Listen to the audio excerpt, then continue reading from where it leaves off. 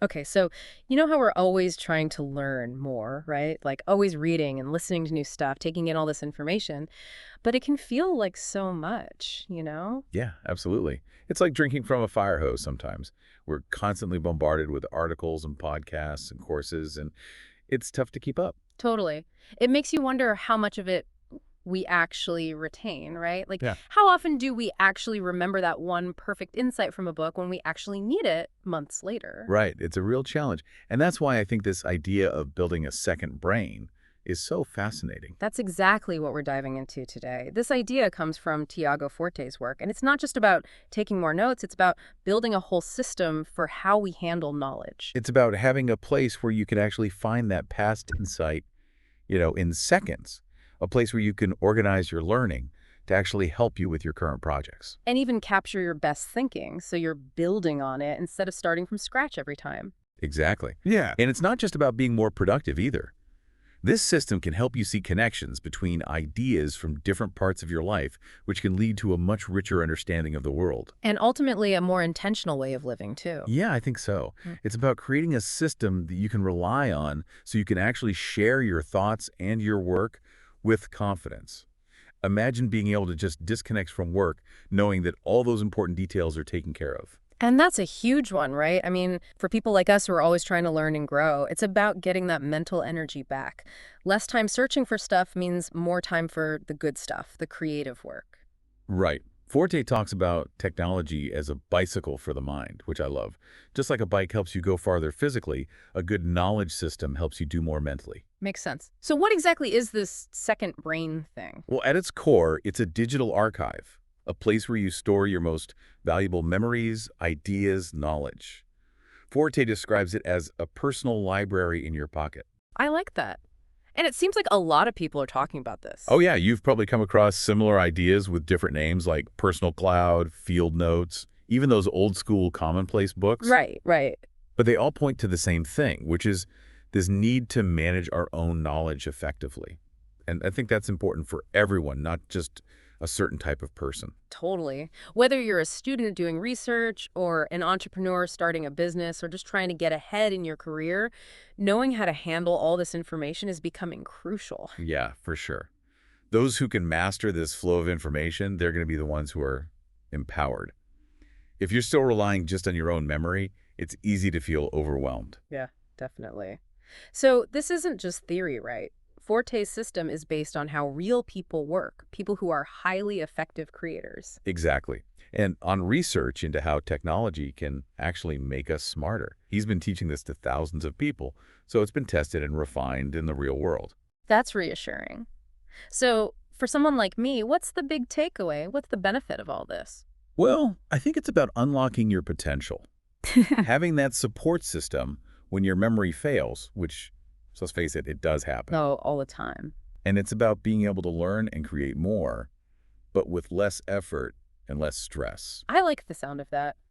It's interesting how this idea of personal knowledge management, or PKM, really took off in the 90s when the internet started taking over. Yeah, all of a sudden, everyone had access to this huge amount of information online. Right, and I guess building a second brain is kind of like our individual response to that information explosion. Exactly.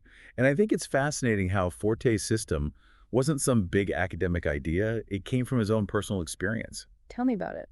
So he was going through some health challenges and had to manage all this medical information. He started digitizing everything, Yeah. making it searchable, adaptable. It's like he became the project manager of his own health. I can relate to that for sure. I had a similar experience when... And the really interesting thing is, once he had all this information organized, he started to see patterns. He and his doctors were able to connect seemingly random symptoms. Wow. And they realized that some of his medications were actually masking the real issue. It's like sometimes we need to step back and organize things to actually see the solution. That's powerful. So it wasn't just a quick fix, though, right? No, it took a lot of work. He had to figure out the mind-body connection, make lifestyle changes. But his notes were essential. It's like they were as important as any medical treatment he received. It's incredible how those notes help to make sense of it all. Yeah, absolutely. And that's what sparked his interest in the power of technology for organizing information. He realized that digital notes could be so much more than just text. Like images, links, all sorts of things. Exactly. Yeah. So much more flexible than paper. So what happened after he recovered? Well, after all that, he finished school and then decided to join the Peace Corps. He spent 2 years teaching in Ukraine. Yeah, quite a change. Yeah. But when he came back to the U.S., he ended up in a really demanding job in Silicon Valley. I can imagine. Constant emails, messages, notifications. He was like, how does anyone get anything done here? What's their secret? Right. It's that feeling of being constantly bombarded. Yeah. And that's actually what led him to develop his second brain system. He started seeing his notes as more than just storage, but as a partner in thinking.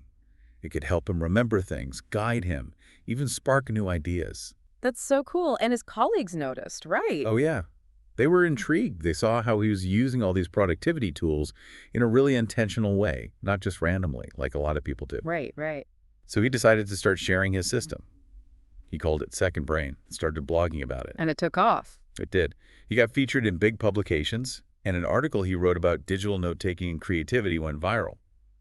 He started speaking at companies, and in 2017, he launched the Building a Second Brain online course. That's awesome. So it's really resonating with people. Yeah. It's addressing this big problem that knowledge workers face, which is all the time we spend searching for information. We've all been there. It's like our brains just can't keep up anymore. Right. We need to offload some of that remembering to technology.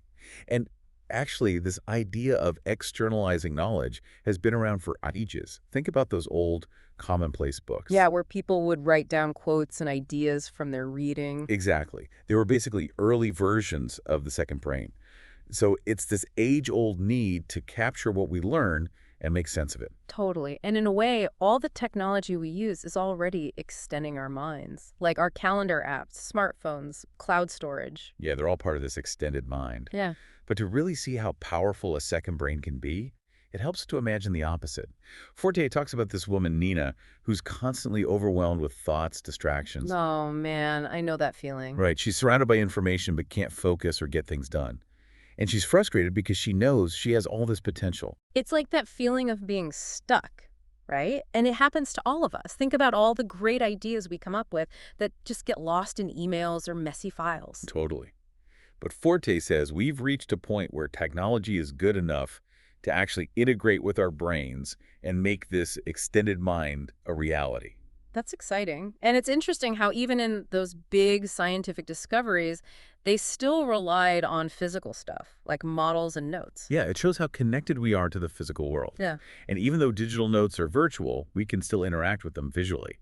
It's not that different from how we work with real objects. So what makes a second brain different from just regular notes? One thing is the ability to combine different formats. You can have text, images, audio, links, all in one place. Like a multimedia scrapbook. Right. And those digital note apps like OneNote, Evernote, Notion, they're perfect for this. They're multimedia, informal, so you can capture ideas quickly. They're interconnected, so you can link notes together. And they're portable, so you can access them anywhere. And don't forget about search, backups, syncing. It's like all the benefits of digital without losing the simplicity of good old-fashioned notes. Exactly. And there's this cool thing that happens when you start writing things down. It actually improves your memory. Really? Yeah, it's called the generation effect. When you write something in your own words, it sticks better. Interesting. And it's not just about recording thoughts, it's about creating new ones. Writing triggers new connections in your brain. And there's even research showing that writing about emotional experiences can be good for your health. Wow, I had no idea. So Forte says, don't overthink it. Just start writing stuff down. Ask yourself, what would it look like if this was easy? What do you want to capture more of? What feels natural to save? That's a good question. I'm definitely going to be thinking about that. And what about organizing all this stuff? It can get pretty overwhelming. Yeah, it can. But don't get hung up on creating the perfect folder system right away.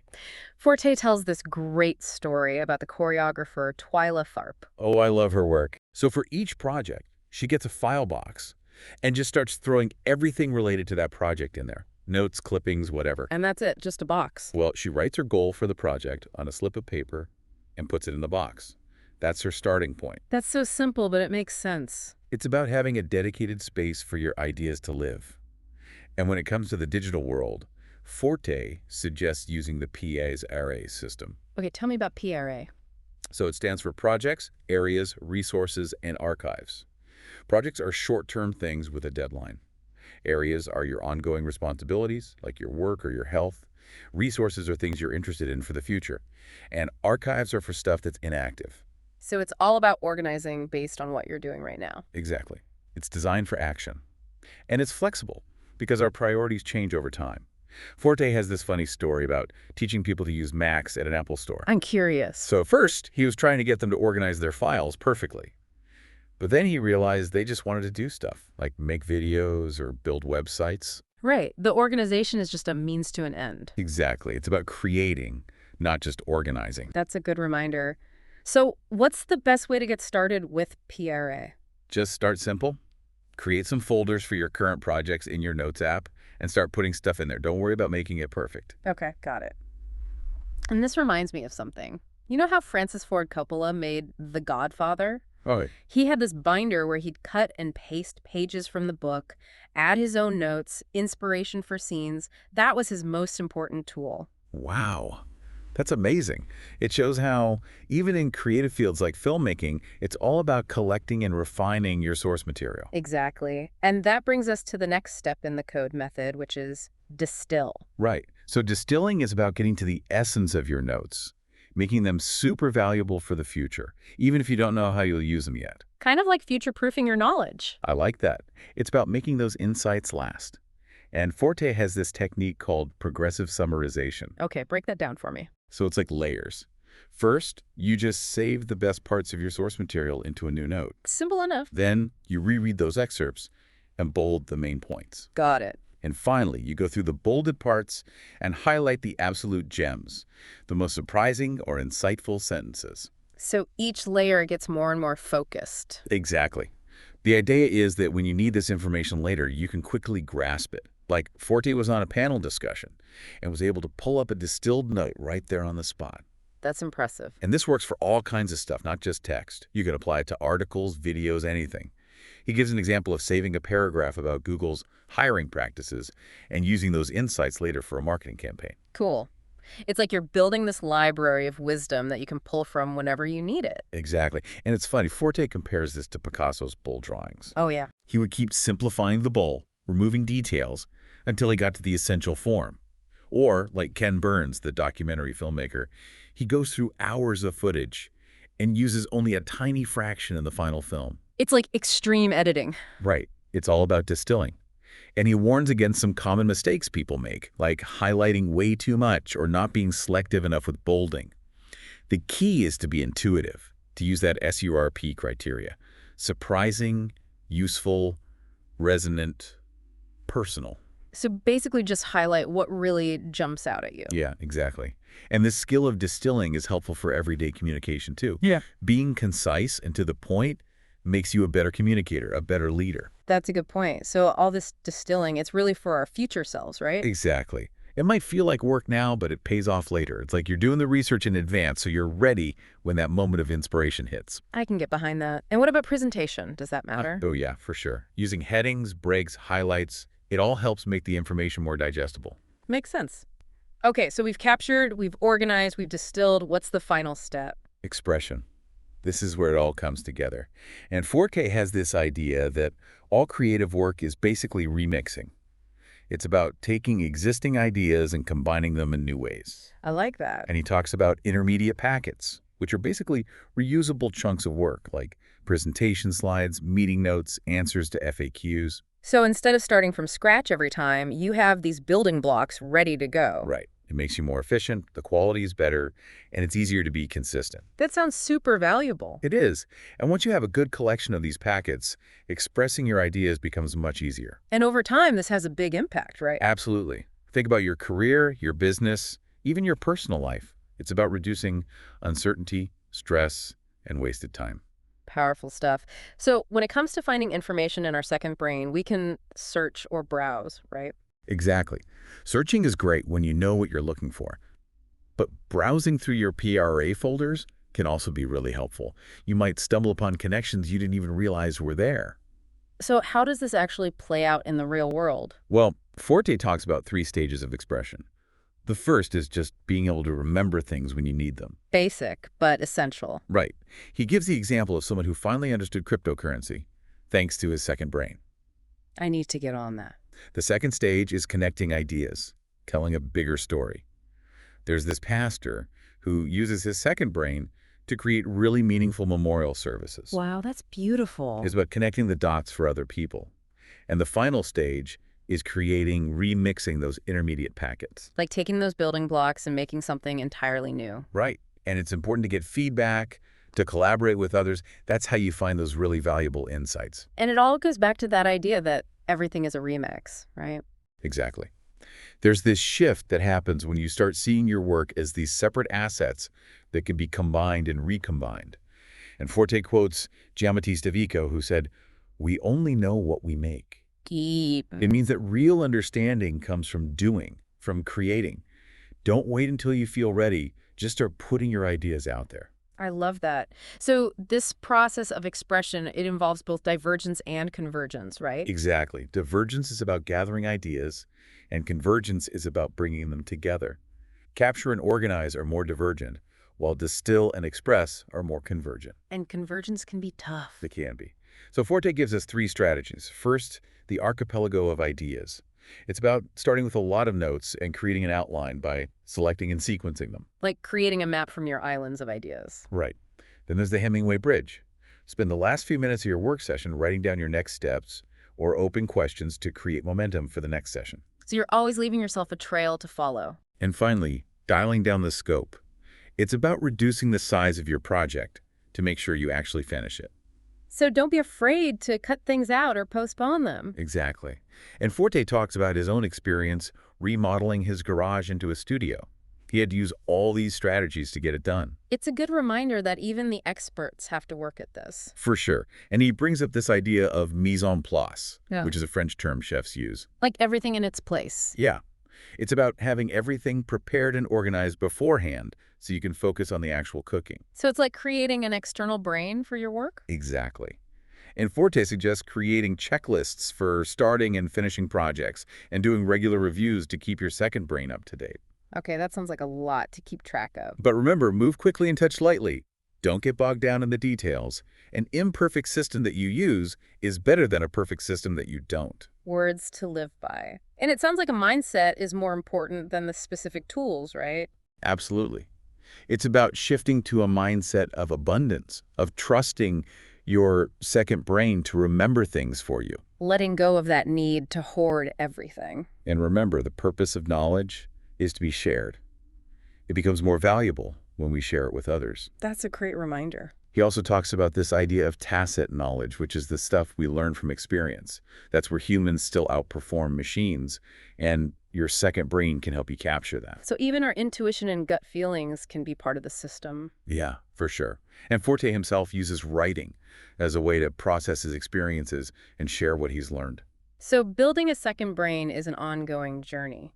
It is. It's a practice that evolves over time. Well, this has been a fascinating deep dive. I'm already thinking about how I can apply these ideas. Me too. It's a really powerful system for anyone who wants to learn and create more effectively. If you're feeling overwhelmed by information, I encourage you to check out Tiago Forte's work. It might just change your life. Think about how much more you could achieve if you had a trusted partner to help you manage all that knowledge. It's like unlocking a whole new level of potential.